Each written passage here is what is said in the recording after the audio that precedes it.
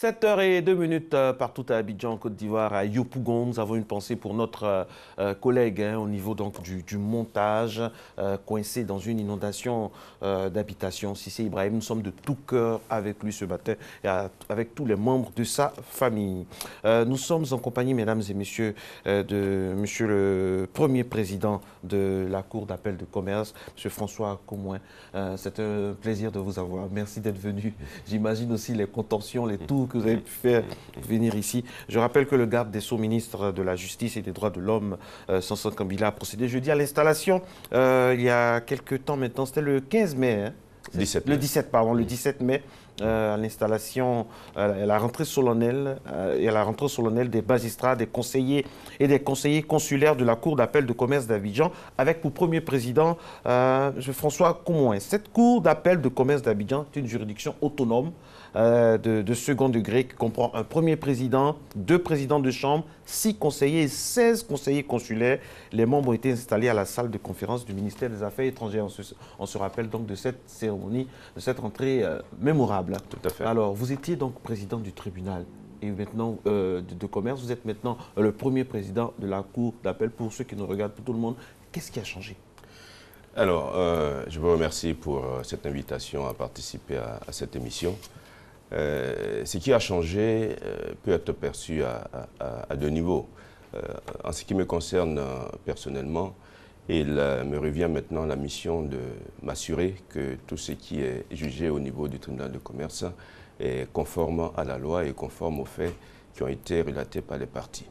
Maintenant, du point de vue institutionnel, puisque je préside une juridiction de second degré, il m'appartiendra aussi de m'assurer du point de vue administratif que le tribunal de commerce d'Abidjan fonctionne correctement. Alors, vous avez été président de cette cour, de cette juridiction de premier degré, donc, qui n'est autre que le tribunal de commerce. Alors, il y a eu des décisions qui ont été rendues. Est-ce que ces décisions qui ont été rendues peuvent être déférées à votre censure? Est-ce que vous pourriez, par exemple, vous dédire? Les décisions que j'ai rendues en tant que président du tribunal, parce que quand on est président d'un tribunal, on rend des décisions seules, ce qu'on appelle des décisions qu'on appelle des ordonnances, et on rend aussi des décisions en formation collégiale qui sont les jugements. Mais j'ai rendu beaucoup d'ordonnances, j'ai rendu en formation collégiale beaucoup de jugements. Ces décisions peuvent être parfaitement déférées à la censure de la Cour d'appel de commerce d'Abidjan. D'ailleurs, je dois dire qu'il y en a pas mal qui ont été déférés déjà à la censure de la Cour d'appel d'Abidjan, lorsque la Cour d'appel de commerce d'Abidjan n'était pas encore ouverte. Et quelques-unes ont commencé à arriver à la Cour d'appel de commerce d'Abidjan. Je sais que ça fait l'objet de quelques préoccupations de la part des auxiliaires de justice, de la part de quelques opérateurs économiques. Mais vous savez, la magistrature obéit à des règles. Et ces cas ont été prévus par le législateur. C'est-à-dire lorsque on se retrouve dans une situation où on peut craindre que l'impartialité et l'indépendance soient remises en cause, eh bien, il y a la technique juridique du déport ou de l'autorécusation. Et donc, concrètement, lorsque ces décisions arriveront, eh bien, je les passerai à d'autres collègues. On peut vous faire confiance? Bien sûr, bien sûr. Vous savez, comme je suis également universitaire, je suis adepte du débat contradictoire. Et donc, et je suis aussi adepte de ceux qui, quand ils se sont trompés, doivent pouvoir le reconnaître et rectifier. Et donc, de ce point de vue-là, il n'y a aucun souci à se faire. Lorsque ces décisions passeront dans les chambres, elles vont décider en toute indépendance. En toute indépendance. Alors, sur quelle base les conseillers consulaires ont été choisis? Est-ce que vous avez été consulté? Alors, tel que dans la philosophie des juridictions de commerce, telle que conçue en Côte d'Ivoire, il s'agit d'une juridiction de commerce qui appartient au secteur privé. Et donc, même le garde des Sceaux n'a pas son mot à dire dans le choix des conseillers consulaires. Parce que, tel que le texte est fait, c'est la Chambre de commerce et d'industrie qui consulte les autres chambres consulaires et les autres organisations du secteur privé pour établir la liste d'aptitudes. Ça ne vous gêne pas, ça? C'est ce qu'a prévu la loi. Et donc, oui, c'est ce qu'a prévu la loi, on le sait, mais est-ce que ça ne vous gêne pas parfois? Puisqu'il s'agit de personnes qui viennent du secteur privé, seuls ceux qui sont dans le secteur privé peuvent savoir ceux qui ont les aptitudes pour venir siéger. Mais le législateur a posé des conditions. Comme si on donnait des béquilles aux magistrats. Non, pas du tout. Besoin. Non, pas du tout. Ce ne sont pas des béquilles. Parce que si vous dites béquilles, ça veut dire qu'il y a quelqu'un qui est debout et qui s'appuie sur les autres. Bon, là, il n'y a pas de béquilles. Vous appuyez sur eux? Non, on ne s'appuie pas sur eux parce qu'on est tous... C'est eux qui s'appuient sur vous? Non, on est tous juges au même degré. C'est-à-dire qu'il n'y a pas de grands juges que sont les magistrats professionnels et des petits juges que sont les conseillers consulaires qui viennent nous aider. Ce n'est pas ça. Ce n'est pas ça la philosophie de cette réforme. Et donc, je disais qu'une fois que la liste d'aptitudes a été établie, eh bien, cette liste est transmise au garde des Sceaux qui nomme. C'est-à-dire que le garde des Sceaux ne peut pas introduire des personnes non choisies par le secteur privé. Il ne peut pas non plus en retirer la chose s'il constate qu'il y a une des personnes qui n'a pas le profil requis, eh bien, il demande à la Chambre de commerce et d'industrie de la remplacer, mais il ne peut pas la remplacer lui-même. Tout ça pour indiquer que cette juridiction est celle du secteur privé. Ils sont en nombre plus important que nous dans la formation du jugement et nous sommes là pour nous assurer que la justice économique reste quand même une justice qui doit être conforme à la loi. Justement, la justice économique en Côte d'Ivoire, parlons-en. Vous étiez président du tribunal. Ouais. Alors, est-ce qu'on peut se faire un petit bilan de votre passage? Qu'est-ce que vous avez pu remarquer au niveau donc de tout ce qui rythme ce qui est commerce, économie? Oui. Alors, vous êtes bien placé pour nous donner des informations précieuses. Je vais vous donner des informations, mais je ne ferai pas de bilan parce que ça va ressembler à une auto-célébration. Je ne ferai pas de bilan. Alors, parce que tout est bien. Bon, en tout cas, on a essayé de faire le maximum. Bien sûr, aucune œuvre humaine n'est parfaite, mais on a essayé de faire le maximum. Mais plus important encore dans votre question, c'est qu'est-ce qu'on a remarqué en ce qui concerne le fonctionnement de l'économie. Tout à l'heure, j'ai écouté avec beaucoup de plaisir le précédent invité qui a parlé un peu inciter un peu les jeunes à venir. C'est pour préparer un peu votre passage. Bien, merci. En tout cas, c'est une préparation chaude parce que c'est entré directement dans le sujet. Et ce que nous avons remarqué, parce que nous sommes un peu, le juge est un peu comme un médecin. On va chez le médecin pour les pathologies corporelles et psychiques. On vient chez le juge lorsqu'il y a des conflits. Et les conflits sont perçus comme étant des pathologies des relations sociales. Et donc ce que nous avons remarqué du côté de l'économie, c'est qu'il y a pas mal de personnes qui entreprennent sans savoir ce que c'est. Il a dit tout à l'heure, c'est un homme des règles à respecter, la faisabilité du projet, la rentabilité financière et tout ça. Mais je n'ai pas entendu, dans ce qu'il a dit, un examen de l'environnement juridique et judiciaire. Je n'ai pas entendu ça. Il a dit après, bon, il faudrait adopter une forme juridique, ça c'est normal. Mais on ne peut pas investir sans s'assurer de l'environnement juridique et judiciaire. Et ça, c'est une plaie. Ah oui, c'est une plaie, parce que vous avez des gens qui signent des contrats. Vous savez, les contrats sont un peu un lien que les personnes se donnent elles-mêmes. Ce que dit la loi d'ailleurs. Lorsque vous concluez, ça force de loi entre vous. Il faut que ça soit respecté. Il faut que ça soit respecté, vous respectez les signatures. Il y a des gens qui signent les contrats, mais avec l'idée de ne pas respecter ce qui est signé. Ensuite, il y a des gens qui adoptent des formes sociales sans savoir à quoi ces formes sociales correspondent. Ils confondent une société anonyme avec une société à responsabilité limitée, une société à responsabilité limitée à une société à non, etc., etc. Vous m'avez dit il y a quelque chose qui m'a choqué. Il y en a qui signent des contrats et qui disent « je ne savais pas ce à quoi je m'engageais ». Ah oui, bien sûr, ça c'est courant. C'est courant. Parce que vous savez, quand l'opportunité de la faire, parce qu'il a dit avant de partir, le précédent invité, que le celui qui fait les affaires a senti le premier l'affaire. S'il a senti le premier l'affaire, c'est vrai que là, il y a une opportunité là. Parce que l'opportunité, c'est très important en matière économique. Il faut la saisir. Mais il faut la saisir avec un minimum de précautions. Et donc, ce qui arrive souvent, c'est que du point de vue commercial, on signe tout de suite. On sert même le champagne. Mais après, on se rend compte que les gens se comportent autrement. Mais quand le problème se pose, le juge les renvoie à leur contrat, à ce que vous avez signé. Et c'est là qu'ils se rendent compte, ah oui, mais c'est pas ce qu'on avait voulu dire, c'est pas, etc. Bon. Si les clauses sont claires, le juge ne peut pas les interpréter, il ne peut que les appliquer. Parce qu'aucun juge ne peut dénaturer le sens clair d'un contrat. Et donc c'est l'opportunité pour moi de rappeler aux opérateurs C'est vrai, la lecture économique des affaires, c'est important. Mais il faut aussi avoir un minimum de lecture juridique. Parce que les affaires ne sont pas exclusives du droit. Les affaires se passent dans l'organisation de l'État. Et l'organisation de l'État s'appuie en premier lieu sur les lois et règlements. Et donc, il faut avoir une lecture juridique de l'affaire. Si, évidemment, on ne demande pas aux opérateurs économiques d'aller à la faculté de droit pour avoir une maîtrise en droit, ça n'a pas de sens.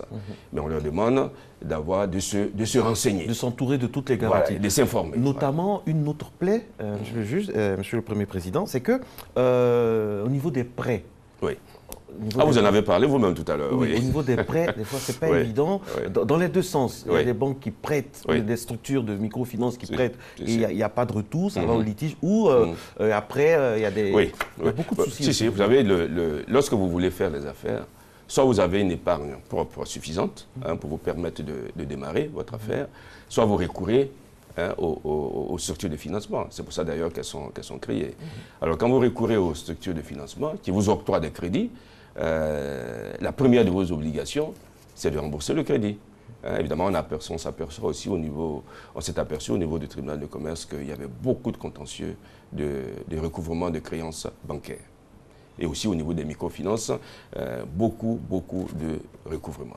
Et là aussi, c'est important, vous savez, pour les microfinances, comme pour les banques aussi, mais ce que je dis, c'est surtout par rapport aux microfinances, on vient vous dire, écoutez, est-ce que vous ne pouvez pas être caution de telle personne qui va emprunter 10 millions ou 15 millions pour faire cette affaire et tout ça. Parfois, on se retrouve avec des gens de bonne foi qui donnent leur caution, 3 ou 4, mais qui, là, en cas de non-remboursement, une fois que le débiteur principal a été mis en demeure de le faire et qui ne réagit pas, eh bien, toutes ces personnes-là se retrouvent également à être condamnées solidairement à rembourser le prêt de cet individu. C'est pour ça qu'avant d'apporter sa caution pour faire les affaires à quelqu'un, il faut s'assurer que celui-là pourra rembourser. Monsieur le Premier Président, il est 7h14. La question que je pose m'intéresse plus d'un aussi.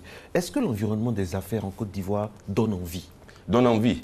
Envie de quoi? De faire des affaires? Évidemment, le cadre juridique, il est là. Et le cadre judiciaire aussi, parce que la création des juridictions de commerce obéit à ça. Rassurer les gens. Vous savez que les capitaux fuient les zones d'insécurité. Est-ce qu'ils sont rassurés aujourd'hui? Bon, en tout cas, nous faisons tout pour les rassurer, mais c'est à eux que vous devez poser la question. En ce qui nous concerne, nous faisons tout ce qui a été prévu par la loi pour les rassurer. Nous faisons tout pour que nos décisions soient rendues assez rapidement. Nous faisons tout pour que ces décisions soient mises à leur disposition. Nous faisons tout pour bien comprendre le litige qui nous est soumis. C'est d'ailleurs un apport essentiel des opérateurs économiques qui sont avec nous. Nous faisons tout aussi pour que tout se passe dans la transparence. Et nous faisons tout pour avoir quelque chose d'efficace. Un peu, vous savez, la justice économique doit répondre aux exigences de l'activité économique. Rapidité, diligence, transparence et tout ça, etc. Donc c'est ce que nous faisons. Et c'est ce que le législateur nous a demandé de faire. Et nous essayons aussi d'accueillir ces opérateurs économiques avec humanité et de pouvoir répondre rapidement à leurs attentes. La justice, on dit, elle est l'espérance des citoyens. Et donc, nous essayons, enfin, nous avons essayé au niveau du tribunal de commerce, et nous essayons au niveau de la Cour d'appel de commerce de faire en sorte que la justice économique soit respectée par les Ivoiriens et que cette justice économique, qu'ils fassent confiance en cette justice économique. Tout est fait de notre côté. Mais vous deviez leur poser la question. Mais si j'en crois ce qui est dit, je vous ai dit que je n'avais pas fait un bilan à l'allure d'autocélébration, mais si j'en crois ce qui est dit, la satisfaction est au-delà de la moyenne. Il y a eu combien d'interventions de règlement lorsque vous étiez en première juridiction? Les décisions que nous avons rendues, pas mal, parce que nous avons commencé, le tribunal a ouvert en octobre 2012, et nous avons octobre 2012, décembre 2012, c'était une centaine d'affaires qui sont rentrées. Après, en 2013, on est passé à 3000 affaires. Après 2014, un peu plus. Et depuis les 3 dernières années, on ne finit pas l'année sans avoir obtenu au moins 10 000 affaires. Et donc, selon les statistiques qui m'ont été données pour l'audience solennelle de rentrée dont vous avez parlé d'ailleurs, il m'a été indiqué que d'octobre 2012 à mars 2018, le tribunal de commerce a rendu 19 720 décisions et 21 885 ordonnances sur requête. Donc ça fait pas mal. Ah oui, ça en fait une pas charge mal, de travail énorme. Oui, énorme. Est-ce que vous avez les moyens justement qui vont avec? Alors, les moyens humains... Il y a Internet, où il y a Doing Business, il y a un peu de tout maintenant aujourd'hui. Est-ce que vous avez les moyens qui accompagnent ça? Alors, vous savez, les moyens ne seront jamais suffisants, bien sûr. D'ailleurs, vous-même, vous vivez décemment, mais vous en voulez un peu plus. Hein. Les moyens ne suffiront jamais. Nous avons le minimum, mais si on veut maintenir le niveau... Vous savez, dans le cas du Doing Business, c'est une compétition entre les économies. Hein, et ce sont les plus attractives qui sont mieux classés. Et donc, et là, ceux qui notent au niveau du Doing Business regardent les performances des juridictions de commerce. Et donc, lorsqu'il n'y avait que le tribunal de commerce, ils ne regardaient que les performances du tribunal de commerce d'Abidjan. Maintenant, ils vont regarder aussi les performances de la Cour d'appel des commerces. Et ils nous ont indiqué il y a quelques mois que le respect des délais, c'est bien, parce que ça, c'est un acquis, puisque le tribunal de commerce... C'est vital hein, dans le monde de l'entreprise. Le respect des délais, c'est... Vous savez, dans le monde des affaires, le litige est considéré parfois comme un accident de parcours qu'il faut régler tout de suite.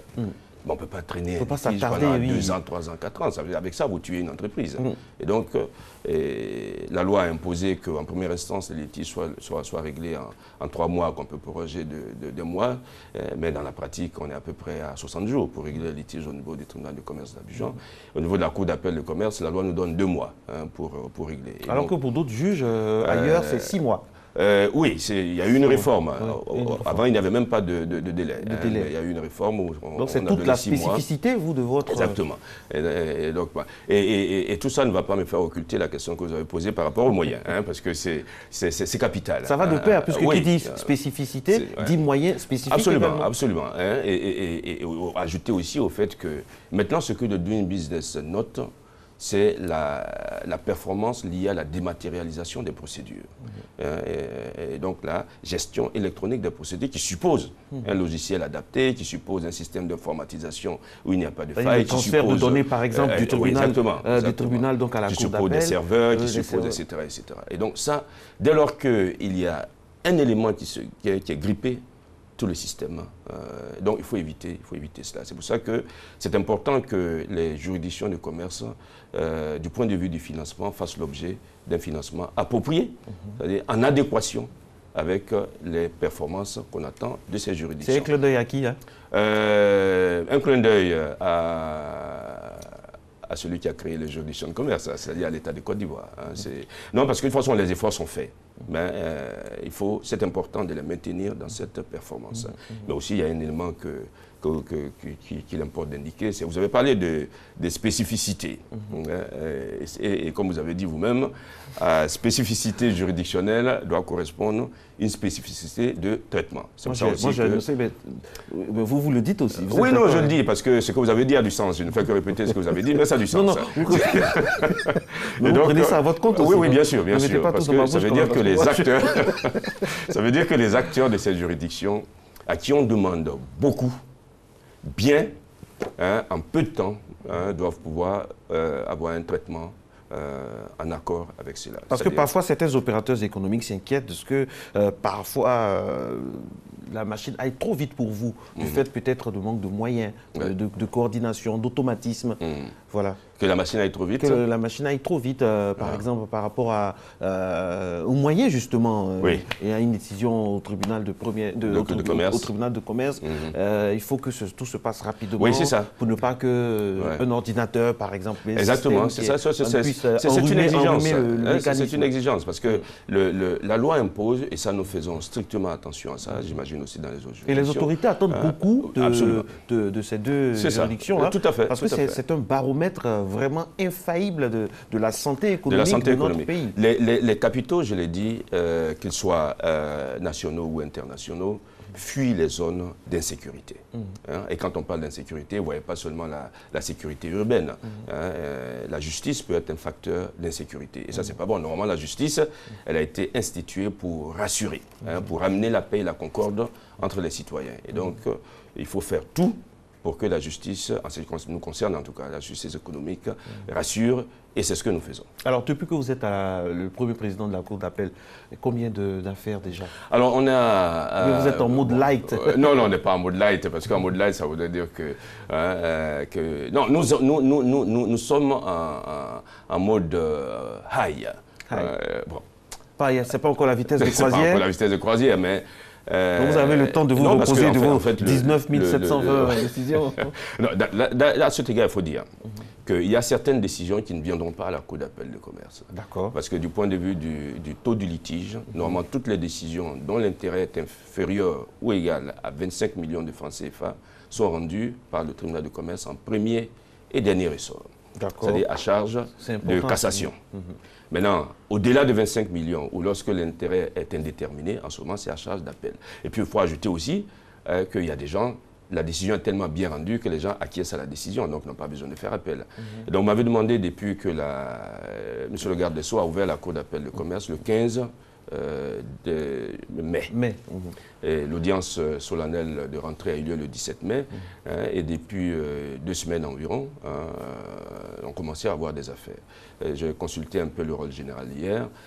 On est déjà, en 2 semaines, on est déjà à une vingtaine d'affaires. Et donc ça commence bien. Ça commence bien. Mais il y aura une accalmie parce que fin juillet, ce sont les vacances judiciaire. Mais d'ici à fin juillet, je pense qu'on pourra avoisiner 70 ou 80 affaires. Parce qu'en fait, les gens, maintenant, ils commencent, la nouvelle commence à passer que cette cour fonctionne effectivement. Parce qu'il y en a qui ont pensé qu'on n'était pas encore opérationnel, qu'on serait opérationnel en octobre. Donc on est déjà opérationnel. Et donc comme la nouvelle, vous savez, c'est comme une traînée de poudre, ça passe assez vite. On a même eu, dans certains dossiers que j'ai vus, des décisions rendues par le tribunal de commerce en 2016 et qui font maintenant l'objet d'appel et tout ça, etc. On fouille un peu les tiroirs pour voir les décisions dont on n'est pas satisfait. Mais en tout cas, on s'attend à avoir beaucoup de contentieux. C'est pour ça d'ailleurs, excusez-moi de le dire, mais c'est pour ça d'ailleurs que nous attendons avec beaucoup de joie, monsieur le garde des Sceaux nous l'a dit d'ailleurs, en octobre, parce que la Cour a 5 chambres. Pour le moment, on n'a ouvert que 3 chambres. Et donc il a dit qu'en octobre, à la rentrée judiciaire prochaine, les 2 autres chambres seront ouvertes. Et donc on aura la Cour, toutes les 5 chambres de la Cour seront ouvertes pour attendre le contentieux.